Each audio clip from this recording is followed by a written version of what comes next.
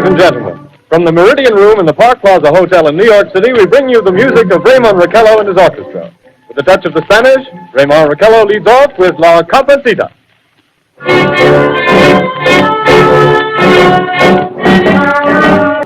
Ladies and gentlemen, I have a grave announcement to make. Incredible as it may seem, both the observations of science and the evidence of our eyes lead to the inescapable assumption that those strange beings who landed in the Jersey farmlands tonight are the vanguard of an invading army from the planet Mars. No Halloween de 1938, milhares de nova-iorquinos foram aterrorizados por uma transmissão radiofônica produzida por Orson Welles. Maestralmente conduzida para simular uma situação real, descrevendo a invasão da Terra por um exército de marcianos, a transmissão nada mais era do que uma recriação da novela Guerra dos Mundos, de H.G. Wells, editada no final do século XIX. Para entendermos completamente a razão pela qual o público de Nova York reagiu daquela maneira tão crédula, temos que levar em conta que até aquele momento do conhecimento humano, a crença que o planeta Marte seria habitado não encontrava nenhuma resistência da ciência, ou mais precisamente da astronomia da época. Vênus e Marte sempre provocaram a imaginação humana, afinal eram estrelas maiores e brilhavam no firmamento de forma diferente. Séculos passaram-se até que o homem passou a distinguir os planetas dos demais corpos celestes. Todavia, algo acidental ocorreu em relação ao nosso conhecimento sobre Marte. Em 1877, o astrônomo italiano Giovanni Schiaparelli identificou na superfície de Marte riscos ou linhas que ele chamaria de canali, que traduzido do italiano para o português possui o significado de canais. Quando sua descoberta foi traduzida para o inglês, erroneamente o termo escolhido foi canals ao invés de channels.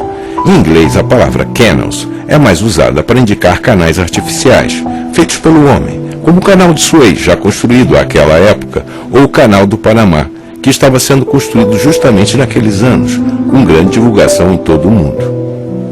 Na verdade, ainda por conta desses canais que sempre pareciam mudar de localização, a humanidade conviveu com a forte suspeita da existência de vida inteligente em Marte até meados da década de 60, quando finalmente, em 1965, a sonda Mariner 4 fez as primeiras fotos do planeta transmitidas para a Terra, revelando que os tais canais e outros fenômenos observados na superfície do planeta por telescópios terrestres nada mais eram do que ilusões de ótica.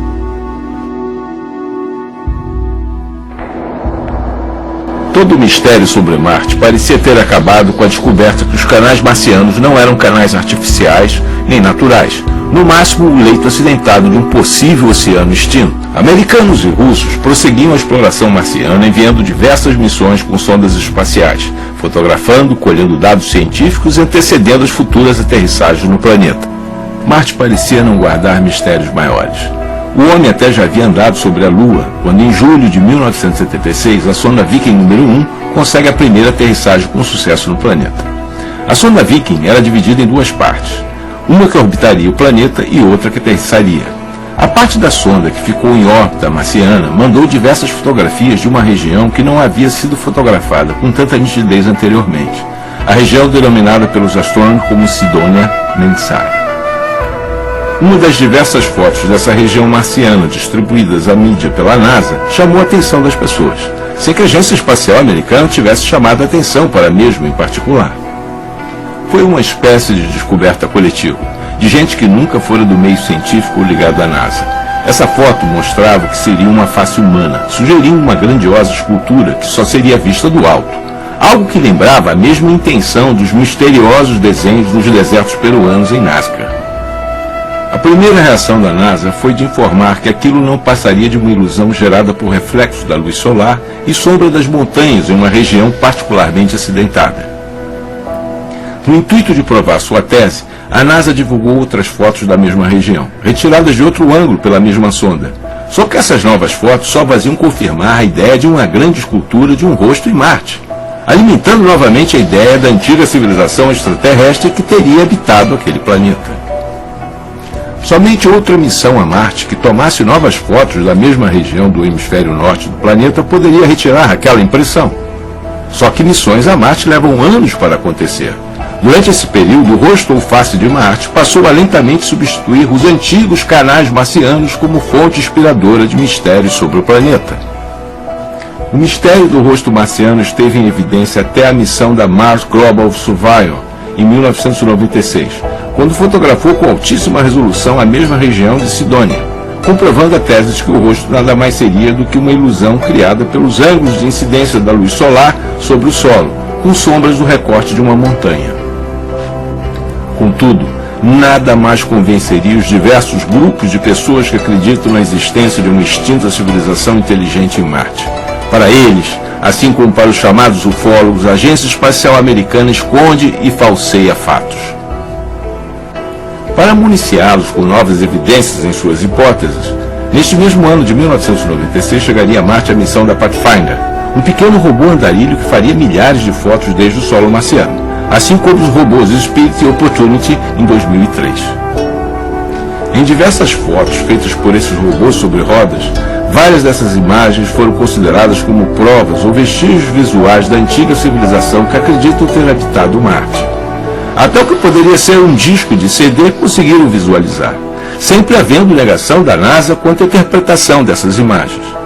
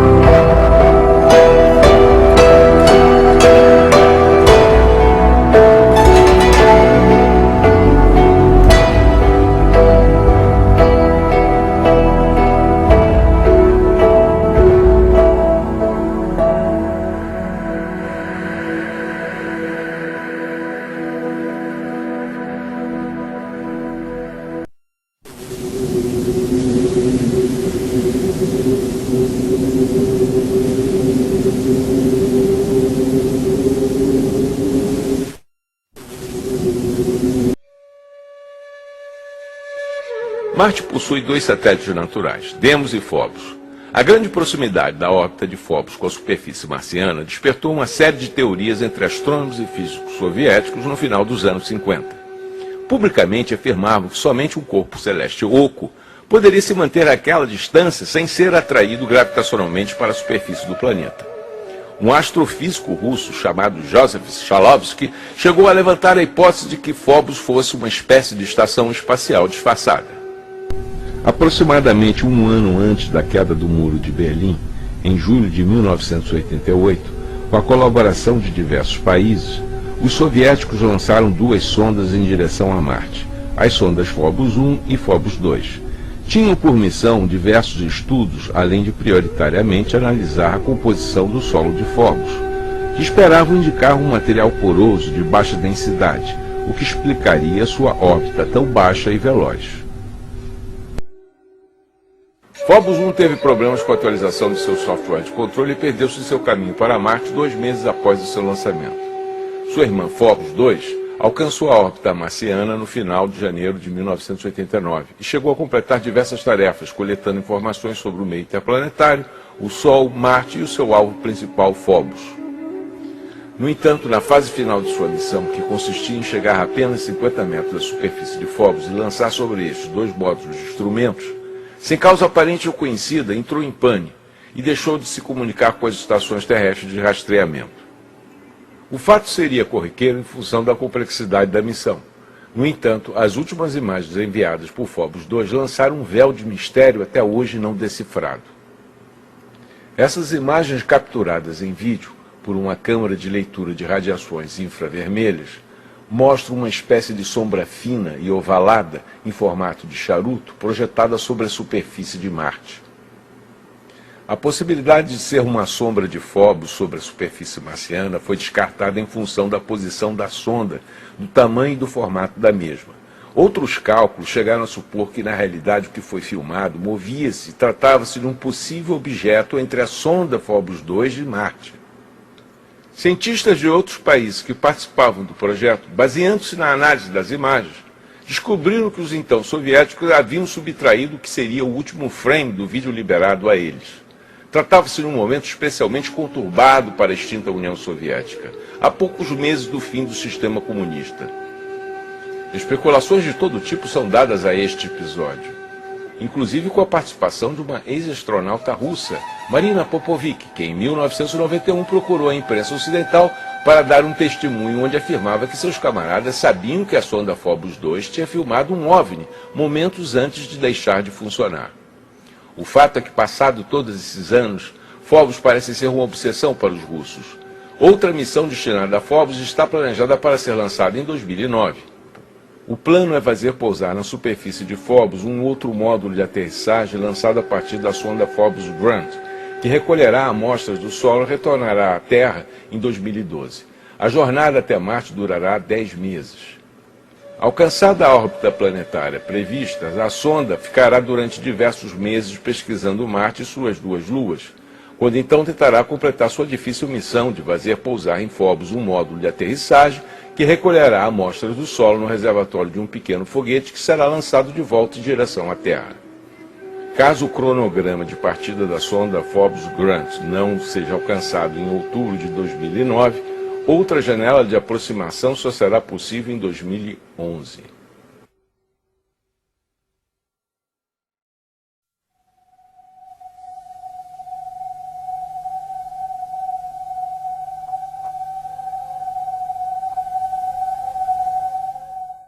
Mas não é somente aos russos que Phobos tem interessado. Duas fotos tiradas em 1998 pela Mars Global Surveyor, uma sonda norte-americana, despertaram a atenção dos observadores da exploração espacial. Elas mostram uma curiosa e inusitada formação, supostamente rochosa, que contrasta com a paisagem vista na superfície de Phobos. Calcularam pela sombra projetada que essa formação teria algo como 90 metros de altura, com um diâmetro de 85 metros, caracterizando uma espécie de monolito. O astronauta americano Buzz Aldrin, segundo homem a pisar em solo lunar, transformado em um divulgador de exploração espacial, disse a respeito do monolito de Phobos: "Nós devemos visitar as luas de Marte. Lá tem um monolito, uma estrutura fora do comum nesse pequeno objeto em forma de batata que gira em torno de Marte uma vez a cada 7 horas. Todavia, em Marte também existe um monolito, fotografado desta vez pela Mars Reconnaissance Orbiter, aproximadamente na mesma ocasião que o monolito de Phobos alcançava o noticiário internacional, o que acabou causando uma certa confusão entre ambos." As regiões polares têm sido o paraíso de cientistas que buscam meteoritos. Esses fragmentos de asteroides, cometas e planetas desintegrados que vagaram pelo espaço e acabaram sendo atraídos pela força gravitacional da Terra, e que ainda resistiram ao abrasivo atrito decorrente de sua entrada em nossa atmosfera. Vastas planícies geladas oferecem a distinguibilidade necessária ao achado desses objetos espaciais, além do gelo proporcionar maior integridade e possibilidade de não haver contaminação com outros elementos do solo terrestre.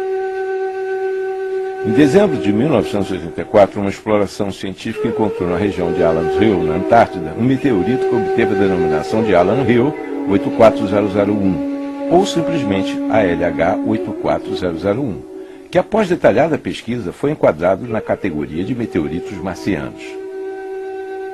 Julga-se que um grande asteroide ou um cometa teria colidido com Marte há cerca de 16 milhões de anos atrás. Do forte impacto resultante, uma quantidade significativa de minerais de seu solo foi arrancada e lançada ao espaço. Esses fragmentos do solo marciano teriam vagado pelo espaço até serem atraídos pelo campo gravitacional terrestre há cerca de 13 mil anos atrás, data aproximada da camada de gelo onde foi encontrado o meteorito ALH 84001. Os meteoritos marcianos são assim classificados porque, na formação de uma rocha sólida, pequenos espaços vazios ou poros se formam entre os grãos do mineral. A análise dos gases encontrados nessas microscópicas bolhas se corresponde aos exemplos de gases encontrados na atmosfera marciana pelas sondas da NASA Viking 1 e Viking 2 em 1976. Contudo, adicionais análises microscópicas do interior do meteorito ALH 84001 trariam uma grande surpresa para os cientistas, que em 1996 divulgaram ao mundo que pode ser a primeira fotografia de um legítimo marciano e primeiro exemplo da vida fora do planeta Terra. Uma estrutura tubular que somente um organismo biológico seria capaz de produzir, se considerarmos a natureza terrestre. No caso, o fóssil de uma nanobactéria que teria ficado presa durante a formação do mineral. O ALH 84001 ainda é objeto de estudos, dúvidas e contestações. No entanto, com a descoberta da presença de metano na atmosfera marciana em 2003 e a comprovação da existência de água na superfície marciana pela sonda Fênix em 2008, fazem aumentar em muito a possibilidade não só de ter já havido vida em Marte, como também de ainda existir, mesmo que em seu subsolo. Em maio de 2021, uma foto enviada de Marte para a Terra desde o robô Perseverance lançou nova polêmica sobre a existência de vida em Marte. Um grupo de aficionados da exploração marciana veio a público para aclamar que o que a foto mostrava era fungos ou cogumelos. Seria a primeira prova irrefutável de vida fora da Terra. A NASA e diversos cientistas se apressaram em desmentir a hipótese de que aquilo que a foto mostrava fosse uma prova de vida em Marte, alegando que aquilo nada mais era do que diminutas pedras que se arredondaram em função de ventos ou outros fenômenos geológicos. Não faltou quem criasse uma hipótese paralela, ou seja, de que aquelas imagens seriam de fungos que teriam vindo acidentalmente em missões anteriores a Marte e que teriam se espalhado pelas planícies marcianas por ação dos constantes ventos do planeta, já que fungos resistem bem a diversos tipos de radiação. A certeza que fica é que Marte ainda continuará a gerar fatos que desafiam a curiosidade humana, se transformando em verdadeiros mistérios que acompanharemos pelo noticiário terrestre. Se o conhecimento de vida fora da Terra ainda perturba crenças terrestres, é bom que esse conhecimento seja contado aos poucos.